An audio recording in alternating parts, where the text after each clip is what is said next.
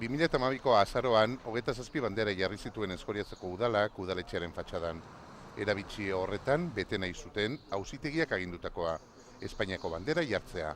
Egin duen gauza bakarra da, legia hartu, irakurri, interpretatu eta horren arabera soluzio bat eman. Ze legiak ez da esaten bandera bisible egon behar duenik, lekua izan behar dela, bisiblia, ohorezkoa eta preferentia, eta lekua badagoenik eta ederrena da. Donostiako auzitegia ez dator bat interpretazio horrekin eta bigarren epai bat kaleratu du.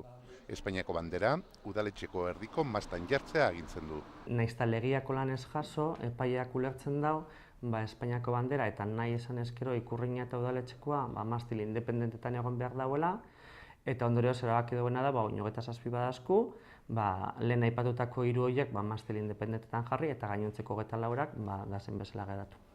Antzerako zerbait gerta daiteke, Bergaran, Soraluzen eta Oro Har Eskoriatzaren bidea jarraitu duten beste hainbat herritan ere.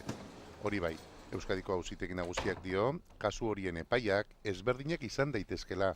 Banan-banan aztertu behar da, legari iruzur egiten zaion ala ez jakiteko. Si tú lo difuminas tanto que prácticamente Espainiako bandera asko lausotzen baduzu, ikusten ezpada edo toki preferentea ematen ezpadiozu, elitzateke beteko legeak diona. Sin embargo, si está en un plano central con alguna separación. Baina erdien baldin badago, apur bat berezita eta distintzio batekin, elitzateke arazorik izango. Pues no habría problema. Eskoriatzak amaitutzat eman nahi du polemika, baina ez du uste gobernuko ordezkariak gauza bera pentsatuko duenik.